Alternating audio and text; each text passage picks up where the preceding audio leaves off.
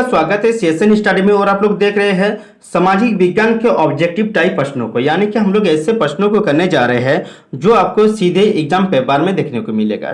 ठीक है, साथ ही साथ बोलना चाहते हैं वीवीआई एमसीक्यू, यानी कि हम लोग वीवीआई एमसीक्यू 150 प्रश्नों को करेंगे। ठीक है, 150 प्रश्न आप यदि कर लेते हैं तो आपका एक भी क्वेश्चन नहीं छूटेगा। ठीक है, 40 के 40 बन जाएंगे। ठीक है, स्किप ना करते हुए देखिएगा ताकि आपको लाभ हो सके। साथ ही हमारे चैनल में नए हैं तो बेल आइकन को सब्सक्राइब के बेल आइकन को क्या कीजिएगा, प्रेस कर दीजिएगा। चलिए आगे बढ़ते हैं। सबसे पहले हमारे पास क्वेश्चन क्या है, 1 नंबर कि 1790 ईस्वी में फ्रांस की क्रांति के समय किसका शासन था।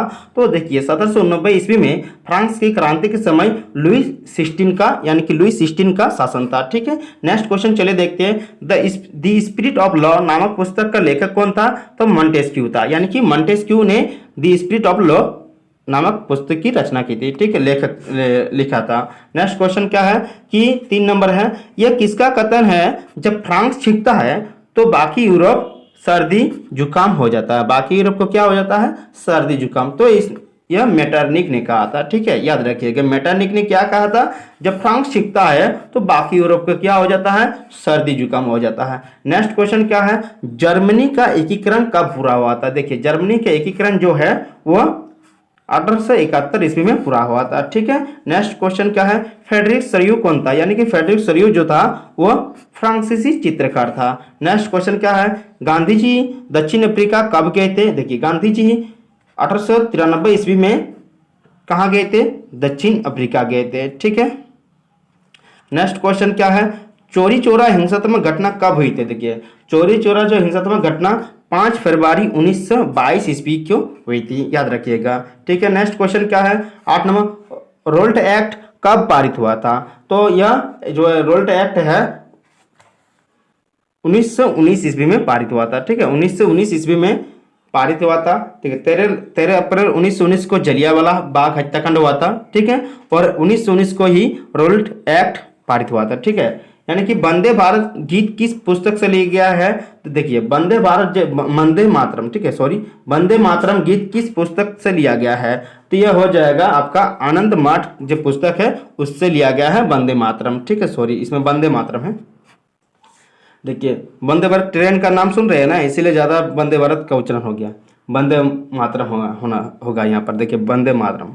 नेक्स्ट क्वेश्चन क्या है, 10 नंबर, बापू किन्हें कहा जाता है। देखिए बापू किन्हें कहा जाता है, तो महात्मा गांधी को बापू कहा जाता है। ये तो बच्चा बच्चा जानता है। ठीक है, नेक्स्ट क्वेश्चन क्या है कि समयता के आधार पर संशोधन कितने प्रकार के होते हैं। देखिए समयता के आधार पर जो है 2 प्रकार के होते हैं, तो इसको आप कमेंट बॉक्स में जरूर कमेंट कीजिएगा। ठीक है, नेक्स्ट क्वेश्चन क्या है, 12 नंबर है कि निम्नलिखित में से किस राज्य में सीढ़ीदार खेती की जाती है। तो आप लोग इसमें देखिए झारखंड में भी बहुत सारी जगह पर है जहाँ पर हम लोग के यहाँ पर भी पहाड़ी इलाका है ना, तो सीढ़ीदार खेती की जाती है।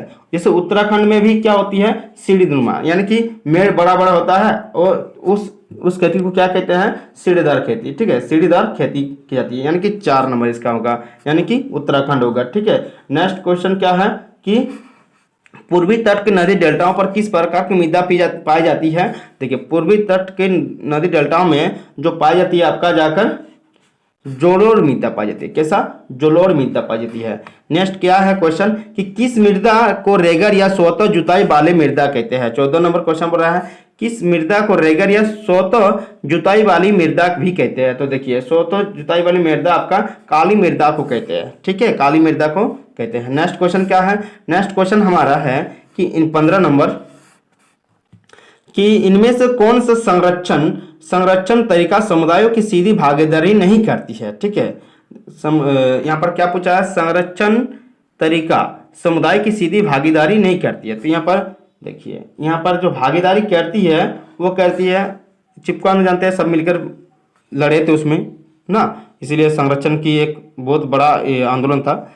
संयुक्त वन प्रबंधन यह भी है, बीज बचाओ आंदोलन, ठीक है, यह भी है। वन्य जीव पशु विहार का परिसीमन, यानी कि इसमें हो जाएगा वन्य जीव पशु विहार का जो परिसीमन है वो भागीदारी नहीं करता, यानी कि तीनों इसमें से भागीदारी करता है। तो आपको ऑप्शन में भी दे सकता है इनमें से 3 को ऑप्शन में, तो आप लोग इसको मारिएगा। ठीक है, जब नहीं है तब इसको मारिएगा, जब है कहा जाएगा तब इस तीनों को मार सकते हैं, ठीक है, इनमें से सभी होगा तब। भारत जैव विविधता में समृद्ध देश है, विश्व की कितनी प्रतिशत उपजातियां भारत में पाई जाती है? देखिए बोल रहा है कि भारत जैव विविधता में समृद्ध देश है, ठीक है, विश्व की कितनी प्रतिशत उपजातियां भारत में पाई जाती है? देखिए विश्व की जो 8% उपजातियां हैं, 8% वो भारत में पाई जाती है। नेक्स्ट क्वेश्चन क्या है? भारतीय वन्य जीव रक्षण अधिनियम कब लागू किया गया था? देखिए भारतीय संरक्षण या रक्षण जो अधिनियम लागू किया गया था वो 1972 ईस्वी में लागू किया गया था, याद रखिएगा। नेक्स्ट क्वेश्चन क्या है कि भारत में बहुउद्देशीय नदी परियोजना को आधुनिक भारत का मंदिर किसने कहा था? तो मंदिर किसने कहा था? यह कहा था आपका जाकर जवाहरलाल नेहरू ने कहा था, ठीक है।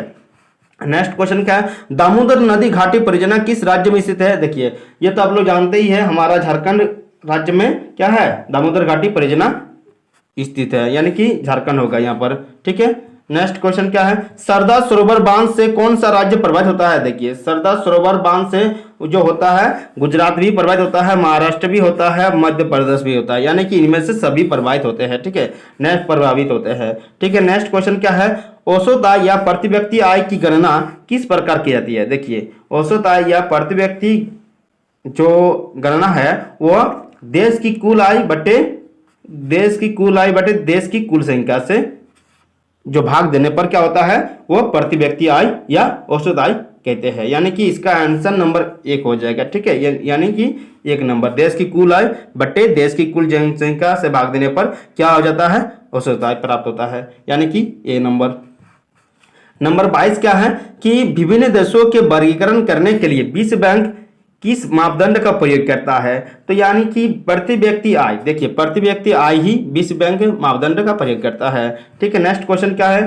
23 नंबर है नवीकरणीय संसाधन का नवीकरणीय साधन का, यहाँ पर साधन का उदाहरण है, ठीक है, नवीकरणीय साधन का उदाहरण है, इनमें से क्या है? कोयला, पेट्रोल, भूमिगत जल, इनमें से क्या होगा? सभी होगा क्या? नहीं, पेट्रोल तो खत्म हो जाता है, कोयला भी एक बार जलन खत्म हो जाएगा, यानी कि इसमें भूमिगत जल है वह क्या है? नवीकरणीय संसाधन है, साधन है, यहाँ पर लिखा नवीकरणीय साधन है। नेक्स्ट क्वेश्चन क्या है कि लोगों के विकास का लक्ष्य होते हैं, डैश लक्ष्य होते हैं, यानी कि क्या लक्ष्य होते हैं? भिन्न या परस्पर विरोधी लक्ष्य होता है, यानी कि लोगों का जो विकास का लक्ष्य है भिन्न या परस्पर विरोधी लक्ष्य होता है। नेक्स्ट क्वेश्चन क्या है? रामू एक किसान है जिसने, ठीक है, अधिशेष गेहूं का एक आटा मिल के मालिक को 10 रुपये प्रति वर्ग किलोग्राम की दर से बेचा। मिल मालिक ने बिस्कुट कंपनी का आटा 15 रुपये प्रति किलोग्राम की दर से बेच दिया। बिस्कुट कंपनी ने आटे के साथ चीनी और एवं तेल जैसी चीज़ों का उपयोग कर बिस्कुट के 4 पैकेट बनाए। बाजार में उपभोक्ता 80 रुपये मतलब 20 रुपये प्रति पैकेट बिस्कुट बेचा। सकल घरेलू उत्पाद की गणना में उपयुक्त में से किस वस्तु के मूल्य को लिया जाएगा? ठीक है, इसमें देखिए, इसमें जो है यह बिस्कुट के मूल्य को लिया जाएगा, ठीक है, यदि क्योंकि बिस्कुट बेच रहे हैं ना तो बिस्कुट के मूल्य को लिया जाएगा, ठीक है। 26 नंबर क्या है? विनिर्माण की क्रिया किस क्षेत्र का भाग है? ठीक है, किस क्षेत्र विनिर्माण की क्रिया किस क्षेत्र का भाग है? वो है आपका कृषि द्वितीय क्षेत्र का, ठीक है, द्वितीय क्षेत्र का भाग है विनिर्माण की क्रिया। नेक्स्ट क्वेश्चन क्या है? 27 नंबर है। अनीता एक साड़ी की दुकान में काम करती है जहां सवैतनिक अवकाश का कोई प्रावधान नहीं है, ठीक है, यानी कि सवैतनिक अवकाश का कोई प्रावधान नहीं है। जबकि सीता एक सरकारी अस्पताल में नर्स है जहां उसे वर्ष में कुछ दिन की सवैतनिक अवकाश मिलता है। इन दोनों में से किसका कार्य क्षेत्र संगठित है और किसका असंगठित है? देखिए, जो अनीता है कहाँ दुकान करती है? प्राइवेट कंपनी में, और सीता जो है एक अस्पताल में नर्स है, उसे कुछ दिन की मतलब छुट्टी की मिलती है और उसके साथ वेतन भी मिलता है। लेकिन अनीता को क्या नहीं मिलता है? छुट्टी यदि लेता है तो उसे कोई वेतन नहीं मिलता है, ठीक है। यह किसके बोल रहा है कि किसका संगठित है और किसका असंगठित क्षेत्र है? तो देखिए, इसका अनीता का क्या है? असंगठित है, तथा सीता का क्या है? संगठित क्षेत्र है, ठीक है। आप लोग जो प्राइवेट कंपनी या में काम करते हैं उसको असंगठित हो जाएगा, ठीक है, और जो सरकारी कर्मचारी है जितने भी वो संगठित क्षेत्र के अंतर्गत आएंगे, ठीक है। नेक्स्ट क्वेश्चन क्या है? 28 नंबर, अंतिम वस्तुओं के मूल्य में मध्यवर्ती वस्तुओं का मूल्य डैश होता है। देखिए 28 का आपका आंसर हो जाएगा पहले से ही शामिल, पहले से ही क्या होगा, शामिल जो है यह वस्तुओं का मूल्य पहले से ही होता है। अंतिम वस्तु के मूल्य में मध्यवर्ती वस्तुओं का मूल्य जो होता है पहले से ही शामिल होता है। नेक्स्ट क्वेश्चन क्या है, राष्ट्रीय ग्रामीण रोजगार गारंटी अधिनियम कब अस्तित्व में आया है? तो देखिए राष्ट्रीय ग्रामीण रोजगार गारंटी 2005 में आया था, ठीक है, आप लोग याद रखिएगा। भंडारण, भंडारण को किस क्षेत्र में शामिल किया जाता है? देखिए भंडारण जो है वो तृतीय क्षेत्र के अंतर्गत आता है, ठीक है। नेक्स्ट क्वेश्चन क्या है, संघीय शासन व्यवस्था के संबंध में निम्न में से कौन से कथन आ सकते हैं? ठीक है, यहाँ पर पूछ रहा है कि संघीय शासन व्यवस्था के संबंध में निम्न में से कौन सा कथन आ सकते हैं। देखिए इसमें से जो है देश की एकता की सुरक्षा करना, उसे बढ़ावा देना, ये सही है, ठीक है। क्षेत्रीय विविधता का सामना करना, सम्मान करना, यह भी सही है। विभिन्न स्तर की सरकार के बीच सत्ता का बंटवारा, यह भी सही है, ठीक है। अदालतों को संविधान और विभिन्न स्तर की सरकारों के अधिकार की व्याख्या का अधिकार ना होना, यह गलत है। देखिए अदालत को होना चाहिए, यानी कि यह गलत है। असत्य कौन सा हो गया, घ नंबर। आप लोग ध्यान से पढ़ लीजिएगा इसको। बेल्जियम में फ्रेंच भाषा बोलने वालों का प्रतिशत कितना है? देखिए बेल्जियम में फ्रेंच भाषा बोलने वालों का जो प्रतिशत है वो 40% है। नेक्स्ट क्वेश्चन क्या है, श्रीलंका में तमिल को कब राजभाषा घोषित किया गया है? देखिए जो 33 का हो जाएगा, श्रीलंका में 1956 में तमिल को राजभाषा घोषित किया गया था, याद रखिएगा 1956 ईस्वी में। नेक्स्ट क्वेश्चन क्या है, संविधान में कुल कितनी भाषाओं को अनुसूचित भाषाओं का दर्जा दिया गया है? आप लोग जानते ही है 22 भाषाओं का दर्जा दिया गया है। नेक्स्ट क्वेश्चन क्या है, निम्न में कौन सम्मिलित नहीं है, यानी कि यहाँ पर कौन सम्मिलित नहीं है? भारतीय संघ राष्ट्रपति, ठीक है, भारतीय संघ जो राष्ट्रपति है यह सम्मिलित नहीं है, बाकी सब क्या है, सम्मिलित है। राज्य राष्ट्रपति, नगर निगम मेयर, ठीक है, ग्राम पंचायत सरपंच या मुखिया होता है, यानी कि भारतीय संघ यह राष्ट्रपति जो है राष्ट्रपति संघ सम्मिलित नहीं है। नेक्स्ट क्वेश्चन क्या है, 7 पार्टी अलायंस सप्तदलीय गठबंधन का गठन किस देश में किया गया था? देखिए 7 पार्टी अलायंस का जो गठन है वह नेपाल में किया गया था, ठीक है, याद रखिएगा नेपाल में गठन किया गया था। किस देश में गठन किया गया था? वो नेपाल में। नेक्स्ट, बोलिविया में किस महादेश में अवस्थित है? देखिए बोलिविया जो है लातिनी अमेरिका में अवस्थित है, ठीक है, लातिनी अमेरिका में। नेक्स्ट क्वेश्चन, बोलिविया में जल युद्ध नामक आंदोलन का नेतृत्व किसने किया था? देखिए बोलिविया में जल युद्ध नामक आंदोलन का नेतृत्व किसने किया था? वो किया था फेडेकोर, ठीक है, फेडेकोर ने किया था, याद रखिएगा फेडेकोर ने जल युद्ध नामक आंदोलन का नेतृत्व किया था, ठीक है। नेक्स्ट क्वेश्चन क्या है इसका, फेडेकोर। नेक्स्ट क्वेश्चन क्या है, 39, इनमें से कौन सा कथन असत्य है? अब बताइए इनमें से कौन सा कथन असत्य है? राजनीतिक दल राजनीतिक पक्ष लेते हैं जबकि दबाव समूह राजनीतिक मसलों की चिंता नहीं करते हैं। देखिए ये सही है। दबाव समूह कुछ लोगों तक ही सीमित होते हैं जबकि राजनीतिक दल का दायरा ज्यादा लोगों तक फैला रहता है, यह भी सही है। दबाव समूह सत्ता में नहीं आने चाहते जबकि राजनीतिक दल सत्ता हासिल करना चाहते हैं, यानी कि जो राजनीतिक दल क्या करते हैं वो सत्ता में आना चाहता है, यानी कि सरकार बनाना चाहता है। दबाव समूह और राजनीतिक दल समान प्रकृति के होता है, यह गलत है। देखिए दबाव समूह और राजनीतिक दल समान प्रकृति के नहीं होते हैं, ठीक है। नेपाल में SPA 7 पार्टी अलायंस ने किस अंतरिम सरकार का प्रधानमंत्री चुना था? यानी कि यह जो चुना था आपका गिरिजा प्रसाद कोइराला को अंतिम सरकार का प्रधानमंत्री चुना था, याद रखिए गिरिजा प्रसाद कोइराला को।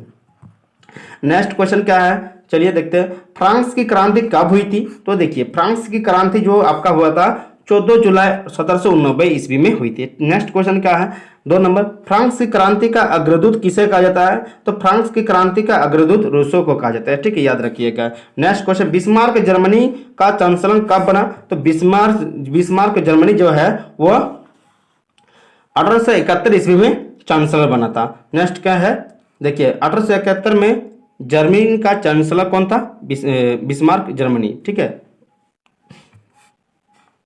नेक्स्ट क्वेश्चन क्या है, पहले तुम मनुष्य हो उसके बाद किसी देश का नागरिक या अन्य कुछ, यह कथन किसका है? ठीक है, या अन्य कुछ।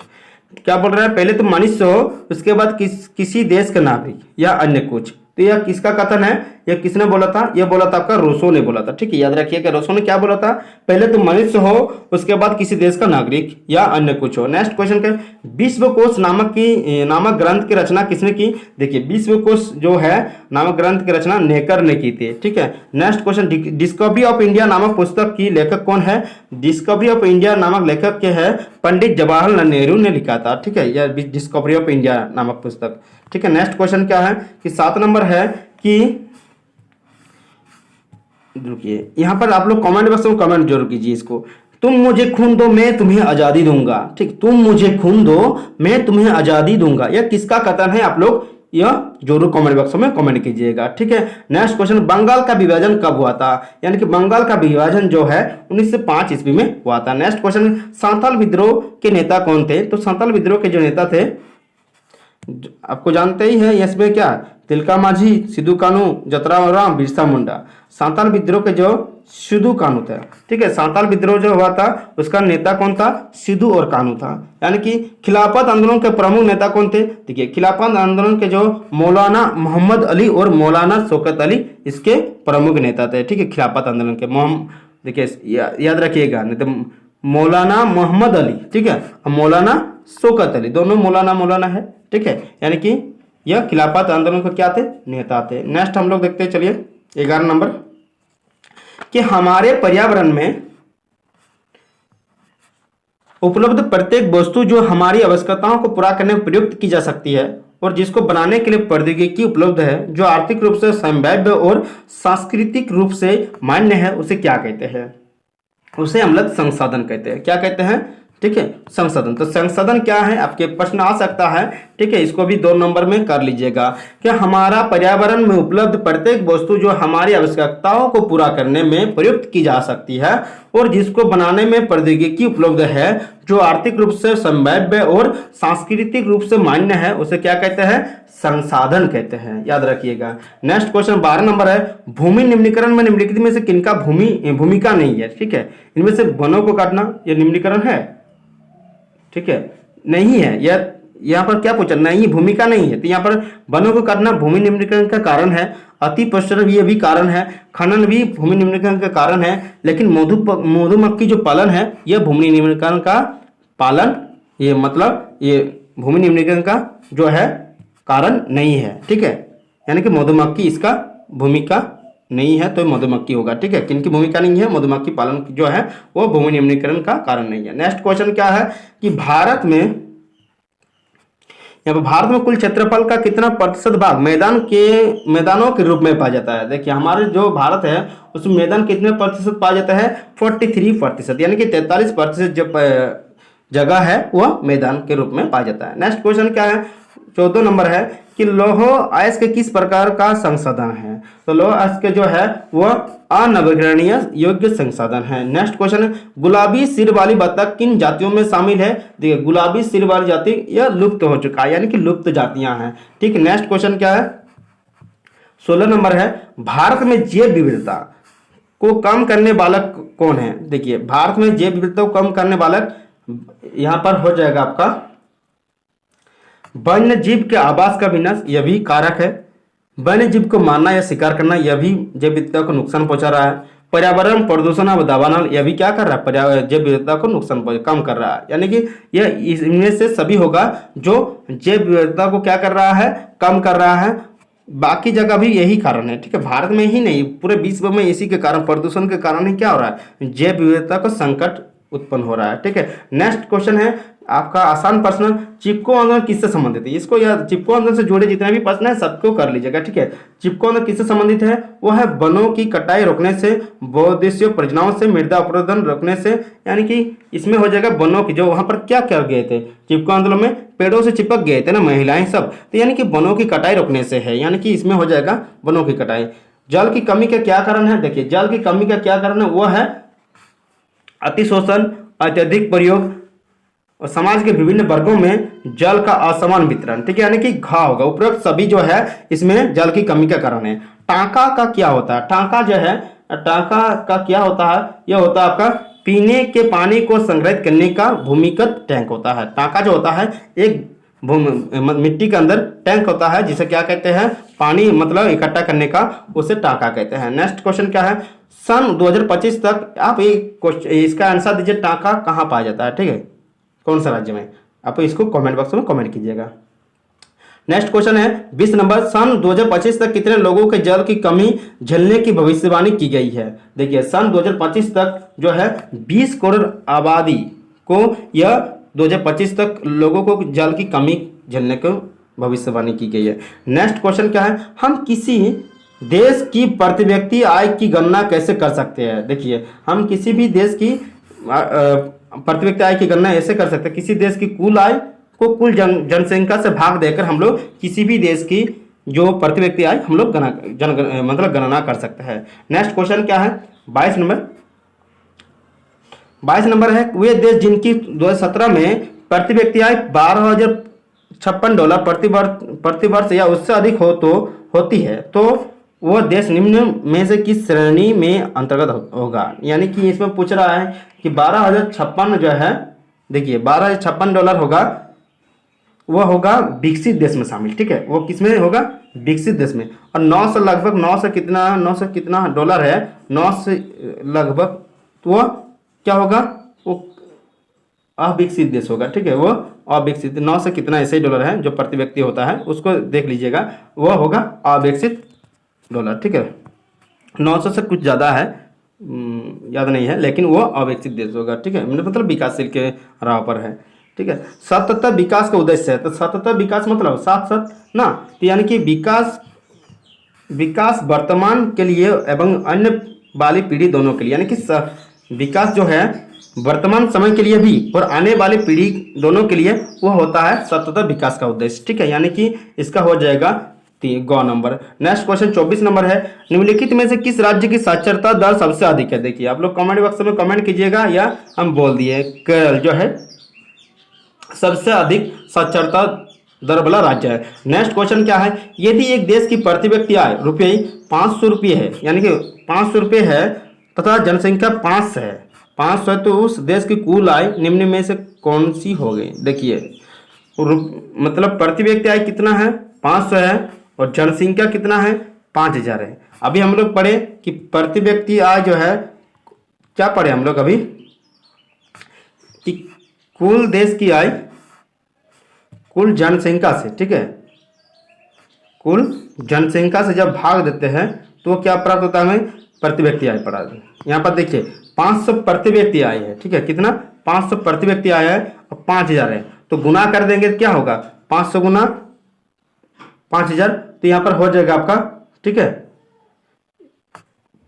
कौन सा वाला होगा, 500 गुना 2 3 5 25 लाख, यानी कि यहाँ पर ऑप्शन में देखिए 25 लाख, ठीक है, 25 लाख हो जाएगा, ठीक है, यहाँ पर कौन नंबर आंसर होगा 25 लाख।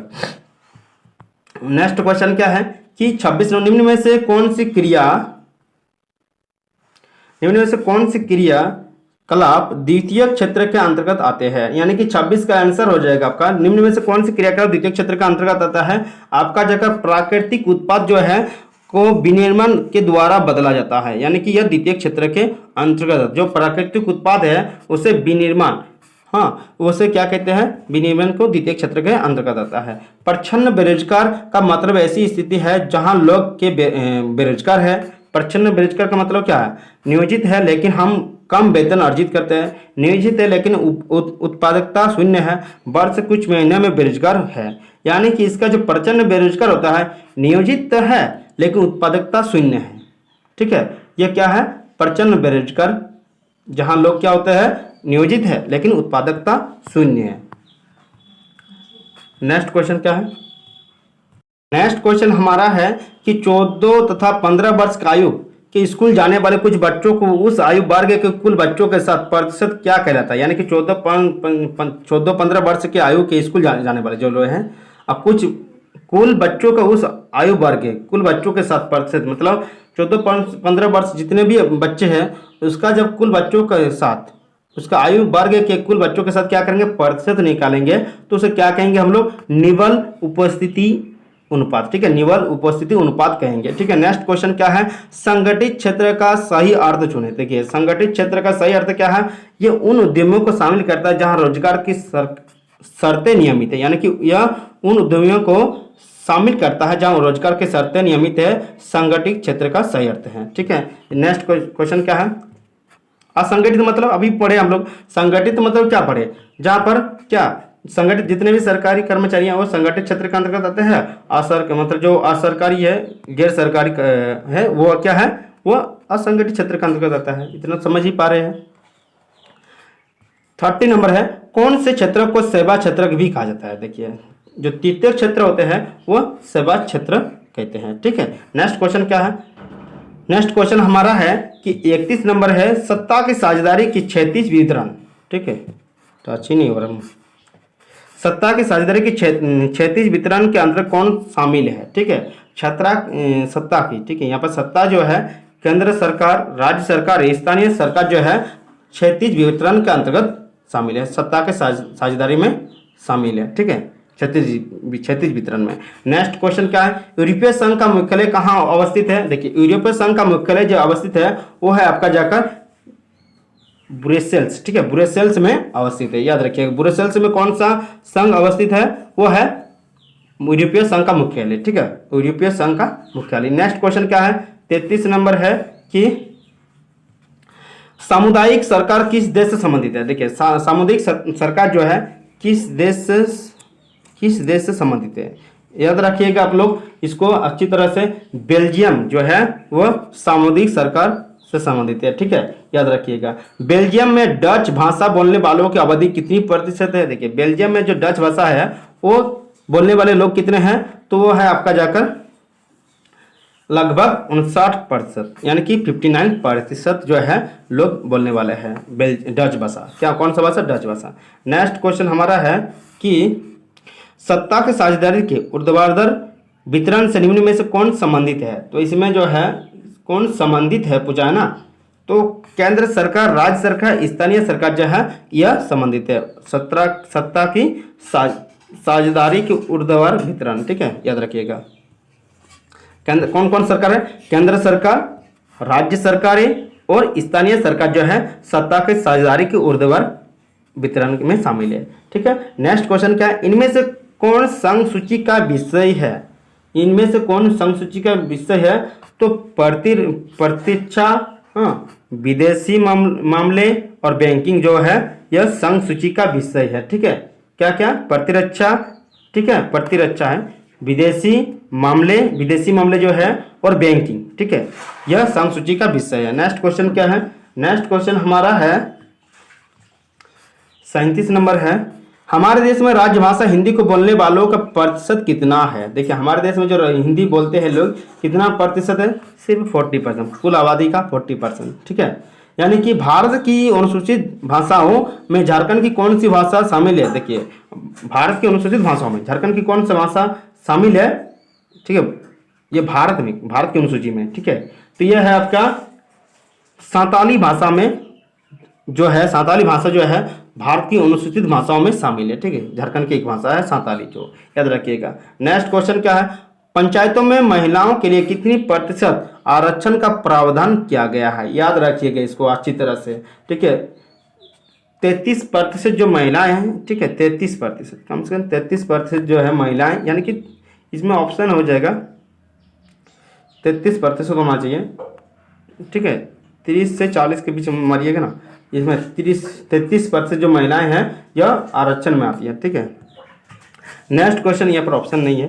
40 नंबर है, भारत में वास्तविक विकेंद्रीकरण की दिशा में एक बड़ा कदम कब उठाया गया है, ठीक है। यह है आपका जाकर 1992 में यह भारत में वास्तविक विकेंद्रीकरण की दिशा एक बड़ा कदम उठाया गया था। कब, वो 1992 ईस्वी में उठाया गया था। नेक्स्ट क्वेश्चन चलिए देखते हैं हम लोग। क्वेश्चन क्या है कि 1 नंबर, ऐसी सरकार या शासन व्यवस्था जिसकी सत्ता पर किसी प्रकार का कोई अंकुश नहीं होता है, क्या कहा जाता है? तो उसे निरंकुशवाद कहते हैं।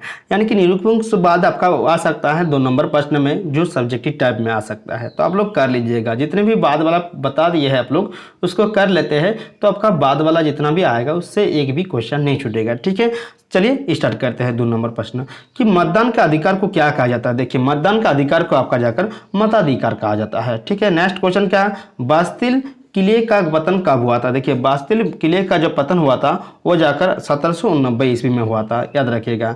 नेक्स्ट क्वेश्चन क्या है कि 1815 ईस्वी में आयोजित वियना सम्मेलन की मेजबानी किसने की थी? देखिए, वियना सम्मेलन की मेजबानी वो मेटरनिक ने की थी। कब हुआ था वियना सम्मेलन में? यह आयोजित 1815 ईस्वी में हुई थी। लिब्रे क्या था? तो लिब्रे, देखिए लिब्रे जो है एक प्रकार का फ्रांसीसी मुद्रा है। ठीक है, लिब्रे क्या है? फ्रांसीसी मुद्रा। नेक्स्ट क्वेश्चन क्या है? नेक्स्ट क्वेश्चन, गांधी इरविन समझौता कब हुआ था? देखिए, गांधी और इरविन के बीच कब समझौता हुआ था? यह हुआ था आपका जाकर 5 मार्च 1931 के बीच गांधी और इरविन के बीच समझा हुआ था, यानी कि 5 मार्च 1931। नेक्स्ट क्वेश्चन क्या है?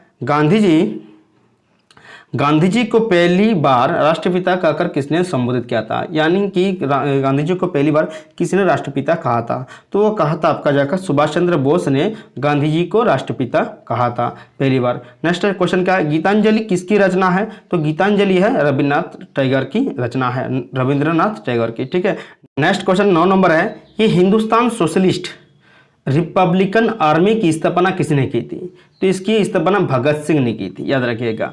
भारतीय संविधान कब बनकर तैयार हुआ था? तो भारतीय संविधान जो है आप लोग 26 नवंबर 1949 को भारतीय संविधान बनकर तैयार हुआ था। ठीक है, याद रखिएगा। ठीक है, अब कब लागू किया गया था तो उसको जरूर कमेंट बॉक्स में कमेंट कीजिएगा। ठीक है, नेक्स्ट क्वेश्चन क्या है? तो भारत में कब लागू किया गया था? ठीक है, आपके घर में एक दूध देने वाली गाय है, इसे आप किस तरह का संसाधन मानते हैं? ठीक है, घर में यदि दूध देने वाला तो जैव संसाधन है, क्योंकि जीव जंतु से जुड़ा है तो यह जैव संसाधन है। ठीक है, नेक्स्ट क्वेश्चन क्या है? जिस भूमि पर खेती की जाती है उसे क्या कहते हैं? तो कृषि योग्य भूमि। ठीक है, इसे क्या कहते हैं? कृषि योग्य भूमि। हम लोग कृषि खेती करते हैं तो कृषि योग्य भूमि है ना। नेक्स्ट क्वेश्चन, बांगर और खादर किस प्रकार की मिट्टी के उदाहरण है? किस प्रकार का मिट्टी का है? ठीक है, बांगर और खादर जो है किस प्रकार की मिट्टी है? तो बांगर और खादर में जो है जलोढ़ मिट्टी पाई जाती है। ठीक है, कैसा? बांगर और खादर में किस प्रकार की मिट्टी प्रकार है? तो जलोढ़ मिट्टी पाई जाती है। नेक्स्ट क्वेश्चन क्या है? जलोढ़ मिट्टी क्या है? 2 टाइप का होता है, एक बांगर होता है और एक खादर होता है ना। संयुक्त वन प्रबंधन की 1988 में औपचारिक शुरुआत किस राज्य से हुई थी? यानी कि जो संयुक्त वन प्रबंधन की 1988 में किस राज्य से हुई थी? वो जाकर उड़ीसा राज्य से हुई थी, याद रखिएगा, संयुक्त वन प्रबंधन की। ठीक है, औपचारिक शुरुआत। ठीक है, नेक्स्ट क्वेश्चन क्या है कि वन विभाग के अनुसार कुल वन क्षेत्र का 1/3 हिस्सा किस वन का है? देखिए, जो आपका जाकर रक्षित वन है वह कुल वन का 1/3 हिस्सा वह क्या है?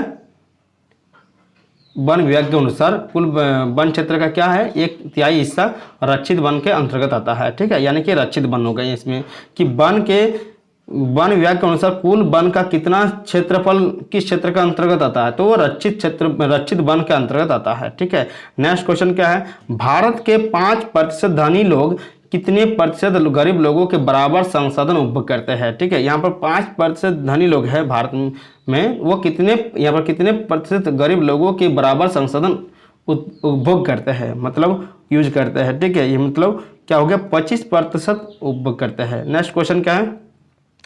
पश्चिमी राजस्थान में वर्षा जल संग्रहण की रीति किस कारण से कम हो रही है? यहाँ पर साफ साफ पूछा है, पश्चिमी राजस्थान में वर्षा जल के संग्रहण की रीति किस कारण से कम हो रही है? तो वह जाकर आपका इंदिरा गांधी नहर से बारहमासी जल सुविधा से, यानी कि इंदिरा गांधी नहर जो राजस्थान में गया है, जो इंदिरा गांधी नहर को बनाया है राजस्थान में, वो क्या कर रहा है? जो पारंपरिक जो रीति रिवाज से जल संग्रहण करके रखते थे, जिसके कारण से कमी आई है। ठीक है, यानी कि इंदिरा गांधी नहर बनने के कारण से। ठीक है, यानी नेक्स्ट क्वेश्चन क्या है? सिंचाई ने कोई क्षेत्र निम्नलिखित में किसे परिवर्तित कर दिया है? देखिए सिंचाई ने जो है वो फसल प्रतिरूप को बदल कर रख दिया है, परिवर्तित कर दिया है। नेक्स्ट क्वेश्चन क्या है? प्रचुर मात्रा में जल उपलब्ध होने के बावजूद जल दुर्लभता कैसे होती है? देखिए हमारे बहुत ज़्यादा जल है लेकिन फिर भी हम लोग जल दुर्लभता क्यों कारण है? तो कैसे होती है? औद्योगिक कचरों और रसायनों से जल की गुणवत्ता में कमी होना, अत्यधिक प्रयोग से जल की मात्रा में कमी होना, जल की मात्रा में वृद्धि होना। ठीक है, तो वृद्धि होगा तो ठीक ही होगा ना। इसमें औद्योगिक कचरों और रासायनिक जल की गुणवत्ता में कमी होना। ठीक है, जल की जो खराब हो रहा है जिसके कारण से जल दुर्लभता का कारण हो रहा है। ठीक है, यानी कि उद्योगों से कचरा रासायन मिल रहा है जिसके कारण से क्या हो रहा है कि जल की गुणवत्ता कमी आ रहा है। ठीक है, जल की वृद्धि होगा तो उसमें जल दुर्लभता कहाँ हुआ? ठीक है, गौ नंबर में पूछ रहा है तो इसका आंसर होगा क। ठीक है, नेक्स्ट क्वेश्चन क्या है? नदियों पर बांध बनाने से क्या नहीं होता है? देखिए नदियों से बांध बने पर यहाँ पर क्या नहीं होता? जलाशय की तलछट का जमा हो जाता है, जलीय जीवों के भोजन में कमी हो जाती है, वनस्पति और खेत जल में डूब जाते हैं, सूर्य ग्रहण होता है। ये तो नहीं होता है ना, सूर्य ग्रहण तो नहीं होता है। ठीक है, यानी कि इसमें से 4 नंबर होगा। यूएनडीपी के अनुसार किसी देश के विकास का आंकने का आधार निम्नलिखित में से कौन सा है? ठीक है, यूएनडीपी के अनुसार जो है वह प्रति व्यक्ति आय को मापता है, लोगों की शिक्षा का स्तर मापता है, लोगों का स्वास्थ्य स्तर मापता है, यानी कि यह उपयुक्त सभी होगा। ठीक है, यूएनडीपी के अनुसार। नेक्स्ट क्वेश्चन क्या है? नेक्स्ट क्वेश्चन हमारा है विश्व बैंक की विश्व विकास रिपोर्ट 2017 के अनुसार वे देश जिनकी प्रति व्यक्ति आय $12,056 प्रति वर्ष है उससे अधिक है वह समृद्ध देश है। वे देश जिनकी प्रति व्यक्ति आय $995 प्रति वर्ष या उससे कम है तो उसे निम्न आय वाले देश है, यानी कि निम्न आय वाले देश है। ठीक है, अब वही क्वेश्चन जब लोग बोल रहे थे $995 वाले प्रति वर्ष उससे कम है तो उसे क्या कहते हैं? तो निम्न आय वाले, या ऑब्जेक्टिव प्रश्न बन गया। देखिए तो यहाँ पर है कि इसमें आपका आंसर हो जाएगा 1 और 2। ठीक है, यह सही है। के अनुसार क्या है? यदि $12,056 है तो भी समृद्ध देश है, यदि $995 से कम है तो वह क्या है? निम्न आय वाला देश, यानी कि यह विश्व बैंक की रिपोर्ट है, विश्व बैंक की विश्व विकास रिपोर्ट है। ठीक है, 2017 का। नेक्स्ट क्वेश्चन क्या है? प्रति व्यक्ति आय को क्या कहा जाता है? तो औसत आय कहते हैं, याद रखिएगा ना। नेक्स्ट क्वेश्चन क्या है? इनमें से कौन भावी पीढ़ी के कल्याण को परिवेशित करता है? ठीक है, भावी पीढ़ी के कल्याण का जो परिवेशित करता है धारणीय विकास जो है भावी पीढ़ी को परिभाषित करता है। नेक्स्ट क्वेश्चन क्या है? सेवा क्षेत्र में इनमें से किस तरह की गतिविधियां शामिल है? देखिए सेवा क्षेत्र में जो है परिवहन, संचार और बैंकिंग जो है यह सेवा क्षेत्र के अंतर्गत आता है। ठीक है, नेक्स्ट क्वेश्चन क्या है? जीडीपी का विस्तार रूप निम्न में से कौन सा है? देखिए सकल घरेलू उत्पाद। जीडीपी का फुल फॉर्म यहाँ पर पूछा गया है, तो जीडीपी का फुल फॉर्म क्या हो जाएगा? सकल घरेलू उत्पाद। ठीक है, यानी कि सकल घरेलू उत्पाद। ख नंबर। नरेगा 2005 राष्ट्रीय और ग्रामीण रोजगार गारंटी अधिनियम यह पूछा जाएगा कब पारित हुआ था? यह 2005 में हुआ था। क्या अनुसार सरकार द्वारा गारंटीकृत रोजगार के दिनों की संख्या कितनी? जानते ही 100 दिन को गारंटी दी जाती है, यानी कि इसमें होगा 100 दिन। ठीक है, दोनों 100 कर दिया है, 120 होना चाहिए यहाँ पर, या ऑप्शन में 100 दिन। ठीक है, याद रखिएगा 100 दिन की गारंटी दिया जाता है।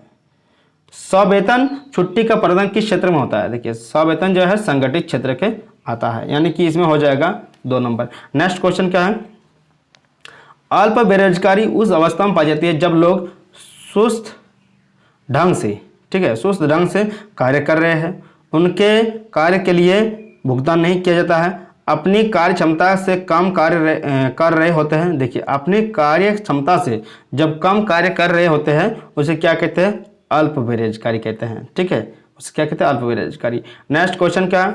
उत्पादन और उपभोक्ता के बीच संबंध कौन स्थापित करता है? देखिए उत्पादन और उपभोक्ता के बीच जो है जो तृतीय क्षेत्र होते हैं वह संबंध स्थापित करता है। ठीक है, नेक्स्ट क्वेश्चन क्या है? निम्नलिखित नियंत्रण एवं संतुलन की व्यवस्था का संबंध सत्ता के साझेदारी के निम्न में से किस रूप में से है? तो यहाँ पर जो है सत्ता का क्षैतिज जो वितरण है वह सत्ता की साझेदारी के निम्न में से किस रूप से है? यहाँ पर पूछा कि नियंत्रण और संतुलन की व्यवस्था का संबंध सत्ता की साझेदारी निम्न में से किस रूप से है? तो सत्ता की क्षैतिज वितरण से रूप में है। ठीक है, यानी कि 1 नंबर होगा। 7 आकार संघ बनाने का उदाहरण निम्न में से कौन देश है? देखिए 7 आकार, यानी कि 7 आकार संघ बनाने का उदाहरण 7 आकार 7, तो यहाँ पर हो जाएगा जो संयुक्त राज्य अमेरिका है वो 7 आकार संघ बनाने का उदाहरण है। ठीक है, निम्न से कौन सा देश है? तो संयुक्त राज्य अमेरिका। नेक्स्ट क्वेश्चन क्या है कि भारत में विकेंद्रीकरण के तहत कोई ग्राम पंचायतों को मिलाकर किसका गठन होता है?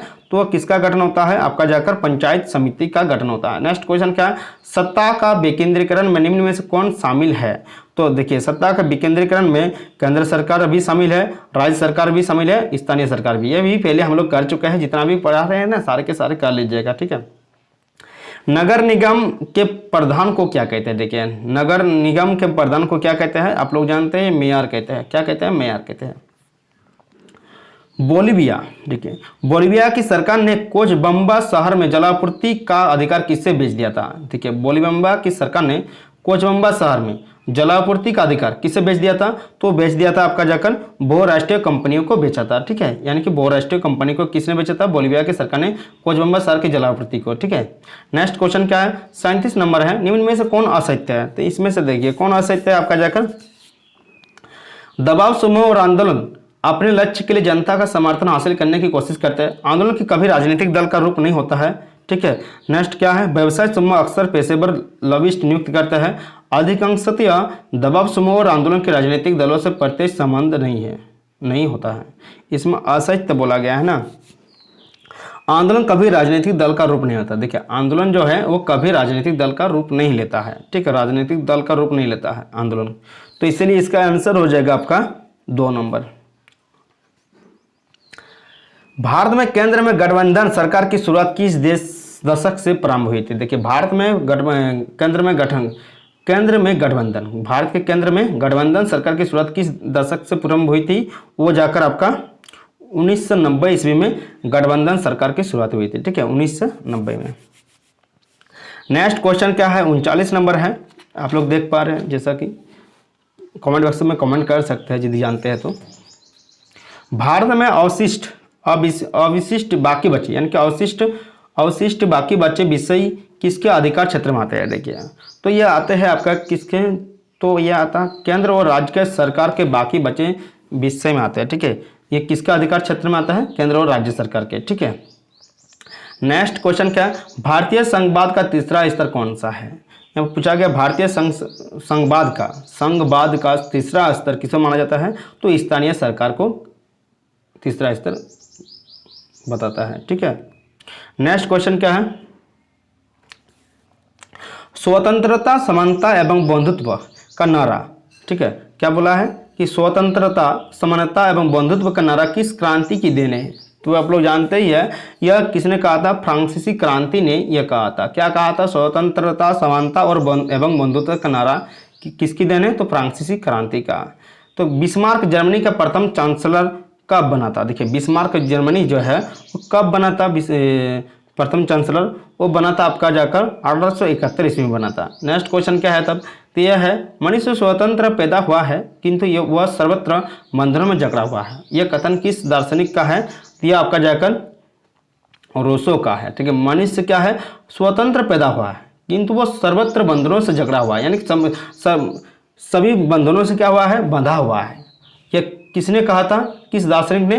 तो रूसो ने कहा था। ठीक है, किसके कल्पनादर्श इथियोपिया में एक आदर्श समाज की कल्पना की गई है। ठीक है, तो यह जो है आपका जाकर फ्रेडरिक सरायू ने इसकी कल्पना की थी कि किसके कल्पनादर्श में एक आदर्श समाज की कल्पना की गई है? तो फ्रेडरिक सरायू। ठीक है, नेक्स्ट क्वेश्चन क्या है? यंग इटली की स्थापना किसने की थी? यंग इटली की स्थापना किसने की थी? तो यंग इटली की स्थापना जो है मेतेस्नी ने की थी। मेतेस्नी, ठीक है, मेतेस्नी ने की थी। असहयोग आंदोलन की समाप्ति किस घटना से हुई थी? देखिए असहयोग आंदोलन जो महात्मा गांधी द्वारा चलाया जा रहा था किस घटना से हुई थी? यह चोरी चोरा हिंसात्मक घटना। ठीक है, चोरी चोरा हिंसात्मक घटना के कारण जो असहयोग आंदोलन को वापस लेना पड़ा था। आपको पूछ सकता है असहयोग आंदोलन क्यों वापस लेना पड़ा था महात्मा गांधी को? ये क्वेश्चन आ सकता है, याद कर लीजिएगा, हम बता चुके हैं आपको सब्जेक्टिव में। भारत छोड़ो आंदोलन की शुरुआत कब हुई थी? देखिए भारत छोड़ो जो आंदोलन है वो आपका 1942 ईस्वी में हुई थी, 1942 ईस्वी में इसकी शुरुआत हुई थी। ठीक है, नेक्स्ट क्वेश्चन क्या है कि गदर पार्टी की स्थापना किसने की थी। देखिए गदर पार्टी की स्थापना जो है लाला हरदयाल, ठीक है, लाला हरदयाल जो है गदर पार्टी की स्थापना की थी। देखिए 9 नंबर प्रश्न है कि स्वदेशी आंदोलन की प्रेरणा से भारत माता की छवि किसने चित्रित की थी। तो अवनींद्र नाथ टैगोर ने इसकी छवि को बनाया था। ठीक है, अवनींद्र नाथ टैगोर क्या बनाया था, भारत माता की मतलब छवि को छापा था या उसको ड्रॉ किया था। नेक्स्ट क्या है, खुदाई खिदमतगार की स्थापना किसने की। खुदाई खिदमतगार की स्थापना किसने की थी, तो आपका जाकर अब्दुल गफ्फर खान ने इसकी स्थापना की थी, खुदाई खिदमतगार। नेक्स्ट क्वेश्चन क्या है, इनमें से कौन सा नवीकरणीय संसाधन नहीं है। तो जल क्या है नवीकरणीय, पवन भी क्या है नवीकरणीय, सौर ऊर्जा भी क्या है नवीकरणीय। तो कोयला यहाँ पर नहीं है, तो यहाँ पर नहीं पूछा गया है तो कोयला होगा।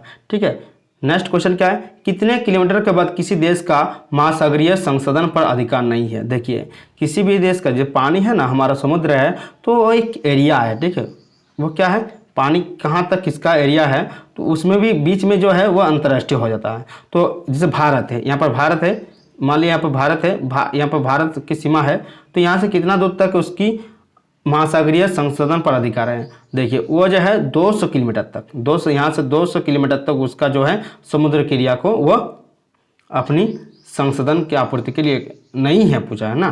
यहाँ पर क्या पूछा है, नहीं पूछा है, अधिकार नहीं है 200 किलोमीटर के बाद, यानी कि 200 किलोमीटर तक है। ठीक है, 200 किलोमीटर के बाद यदि है तो नहीं है। ठीक है, क्या है वो नहीं, 200 किलोमीटर बाद वाला नहीं है। आपको यहाँ पर पूछा जाता है कि महासागरीय पर संशोधन पर कितना किलोमीटर तक अधिकार है, तो 200 किलोमीटर तक अधिकार है, लेकिन पूछा है कि नहीं है तो यह 200 किलोमीटर के बाद वाला नहीं है। ठीक है, यानी कि 200 किलोमीटर है उसके बाद नहीं है। भारत में कुल क्षेत्रफल में कितनी प्रतिशत क्षेत्र पर पठारी भाग है। देखिए भारत में जो है वह 27% भाग पठारी भाग है। नेक्स्ट क्वेश्चन क्या है, मृदा अपरदन का कौन सा कारण नहीं है। तो मृदा अपरदन का जो है जल, वायु, हिम, वन। देखिए मृदा अपरदन मतलब मिट्टी की क्या खपत या मिट्टी में कमी। अपरदन मतलब क्या, मिट्टी का एक जगह से दूसरी जगह चला जाना या मिट्टी में कमी ना। तो यह किसके कारण, तो वन के कारण यहाँ पर कारण पूछा है। जल के कारण अत्यधिक जल होगा तो एक जगह से दूसरी जगह, तो उसमें भी मिट्टी अपरदन होगा। वायु के कारण भी क्या होता है, मिट्टी अपरदन होता है। हिम के कारण भी मिट्टी अपरदन होता है। लेकिन वन के क्या करते हैं, मिट्टी को जकड़ कर रखता है, वो उसको अपरदन नहीं होने देता है, बहने नहीं देता है। पानी यदि होता है या कुछ भी, वन यानी कि वन इसमें आंसर होगा, नहीं है। अब मृदा अपरदन का वन जो है वो क्या करता है, मृदा अपरदन का कारण नहीं है। नेक्स्ट क्वेश्चन क्या है, भारत में उपलब्ध स्तनधारियों में से कितनी प्रतिशत लुप्त होने का खतरा है। देखिए भारत में जितने भी स्तनधारियां जीव है वो कितने प्रतिशत लुप्त होने का कागार पर है, वो आपका जाकर 20%। ठीक है, जो जीव है स्तनधारी वो लुप्त होने के कागार पर है, खतरा है। ठीक है, 20%। नेक्स्ट क्वेश्चन क्या है, सदाबहार वृक्ष चीड़ का एक औषधीय वनस्पति है, यह किस राज्य में पाया जाता है। ठीक है, चीड़ जो वृक्ष है वो किस राज्य में पाया जाता है, यह पाया जाता है आपका हिमाचल प्रदेश में पाया जाता है। याद रखिए चीड़ वृक्ष कहाँ पाया जाता है, हिमाचल प्रदेश में। यह औषधीय वनस्पति है। ठीक है, सदाबहार वृक्ष चीड़।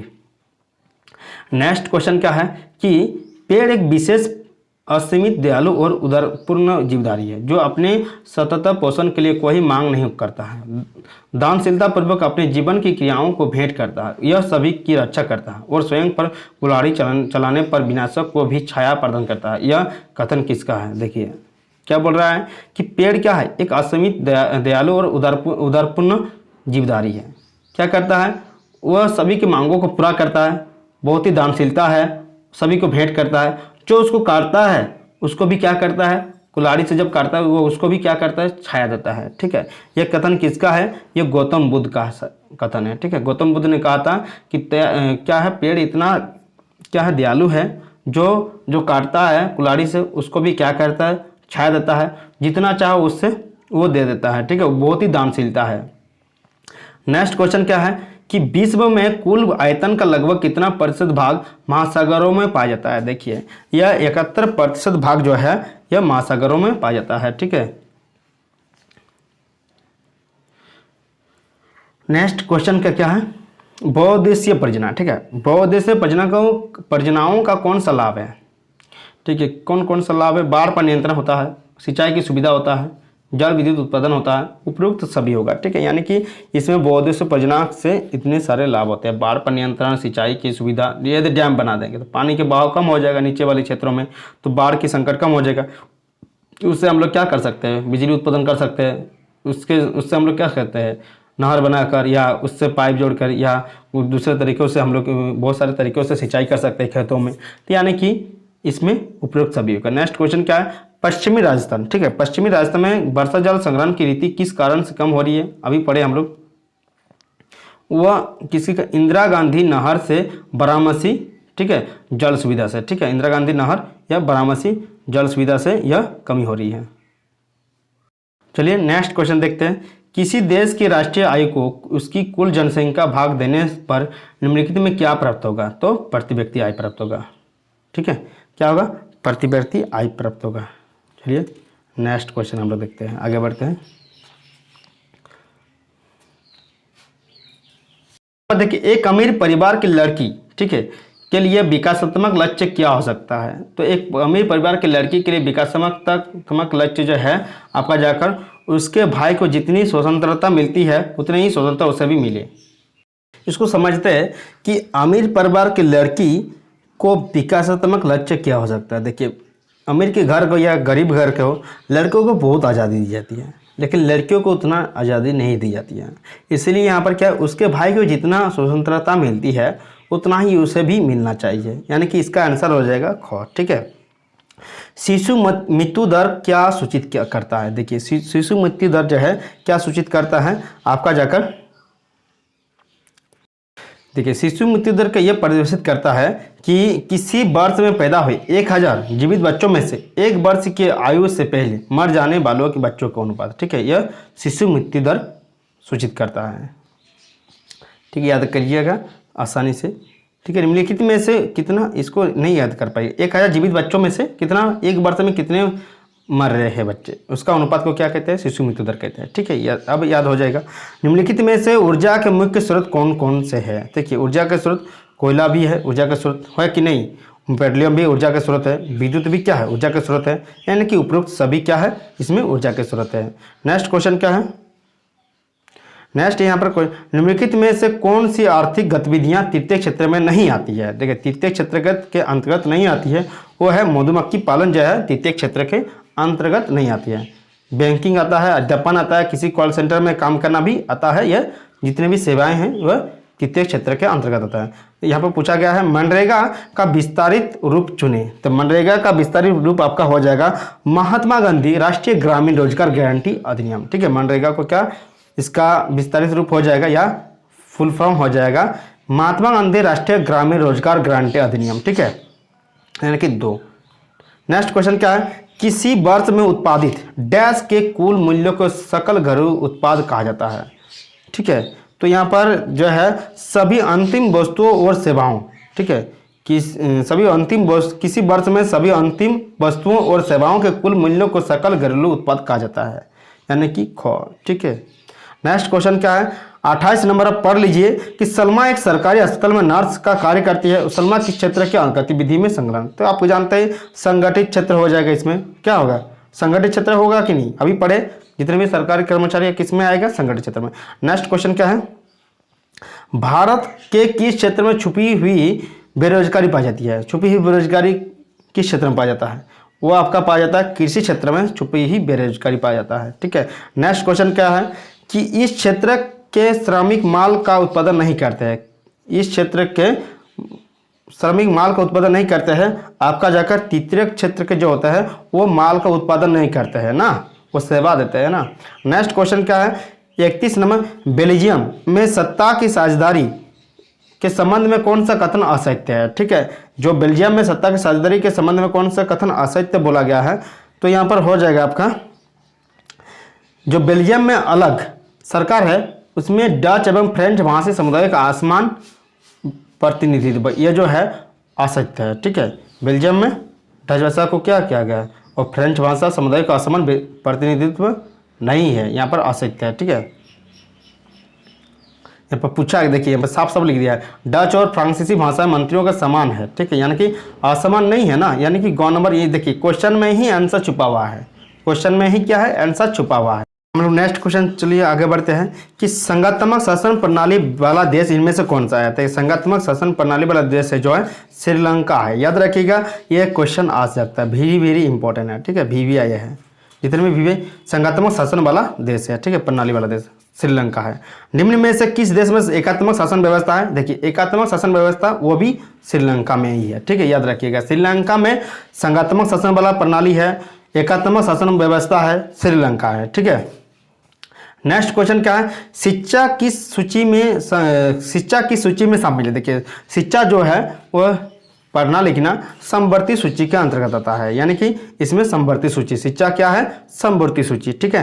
नेक्स्ट क्वेश्चन क्या है कि 35 नंबर है, भारत में स्थानीय प्रणाली कितने स्तर है। देखिए भारत में स्थानीय शासन प्रणाली कितने स्तर का है। देखिए पहले तो है त्रिस्तरीय प्रणाली है, भारत में स्थानीय शासन प्रणाली जो है त्रिस्तरीय प्रणाली क्या है। नेक्स्ट क्वेश्चन क्या है 36 नंबर, संघीय सरकार की एक विशेषता नहीं है। यहाँ पर संघीय सरकार की एक विशेषता नहीं है, इनमें से बताने बोला है, तो इसका आंसर हो जाए निर्वाचित पदाधिकारी ही सरकार में सर्वोच्च ताकत का उपयोग करते हैं, यानी कि यह नहीं है, ठीक है, जो निर्वाचित पदाधिकारी होते हैं ही सरकार सर्वोच्च ताकत का उपयोग करता है। देखिए आंसर देखते हैं क्या क्या ऑप्शन में जो है विशेषता है, संघीय सरकार की एक विशेषता है, राष्ट्रीय सरकार अपने कुछ अधिकार प्रांतीय सरकार को देती है, यह सही है कि विशेषता है, अधिकार विधायिका कार्यपालिका न्यायपालिका के बीच बांट जाते हैं, यानी कि सही है, क्योंकि विधायक के पास, कार्यपालिका के पास, न्यायपालिका के पास यह जो अधिकार है बढ़ जाता है। सरकार की शक्ति शासन की विभिन्न स्तरों के बीच बढ़ जाती है, जो शासन की प्रक्रिया है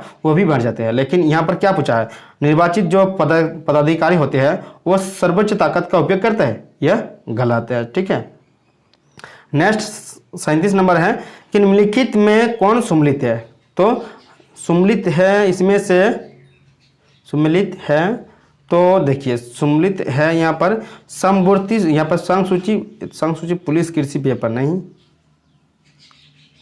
यहाँ पर देख समवर्ती सूची के अंतर्गत वन विभाग उत्तराधिकार शिक्षा ये सब क्या आता है, यह सम्मिलित है, ठीक है, वन विभाग उत्तराधिकार याद रखिएगा यह समवर्ती सूची के अंतर्गत आता है। नेक्स्ट क्वेश्चन चलिए देखते हैं हम लोग 38 नंबर, इनमें से कौन सा एक ही हित समूह का उदाहरण है। ठीक है, एक ही हित समूह का उदाहरण है वो है बामसेफ, जो है एक ही समूह का उदाहरण है। ठीक है, बामसेफ। नेक्स्ट क्वेश्चन क्या है 39 नंबर, नेपाल में हुए जनसंघर्ष को निम्न में से क्या कहा गया था। देखिए नेपाल में हुए जनसंघर्ष को क्या कहा गया था, वो लोकतंत्र के लिए दूसरा आंदोलन। ठीक है, लोकतंत्र के लिए जो है दूसरा आंदोलन को वो नेपाल का जनसंघर्ष कहा गया था। ठीक है, वहाँ पर लोकतंत्र के लिए दोबारा आंदोलन हुआ था। ठीक है, इसलिए नेपाल में हुए जनसंघर्ष को क्या कहा जाता है, लोकतंत्र के लिए दूसरा आंदोलन। नेक्स्ट क्वेश्चन क्या है कि 40 नंबर है, लोकतंत्र और जनसंघर्ष के संबंध में क्या असत्य है, क्या असत्य है पूछा गया। ये सत्य कौन कौन सा है, तब सत्य है आपका लोकतंत्र का जनसंघर्ष के माध्यम से विकास अवरोध, यह सत्य नहीं है। ठीक है, जब लोकतंत्र का जनसंघर्ष के माध्यम से विकास का अवरोध होता है तो यह नहीं है। ठीक है, यह असत्य है। लोकतंत्र का यही आंसर होगा। ठीक है, इसका आंसर क्या हो जाएगा, लोकतंत्र के लिए जनसंघर्ष के माध्यम से विकास का अवरोध।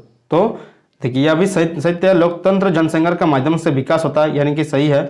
लोकतांत्रिक संघर्ष का समाधान जनता की व्यापक लामबंदी के जरिए होता है। संघर्ष और लामबंदियों का आधार राजनीतिक संगठन होता है, यानी कि यह तीनों सही है।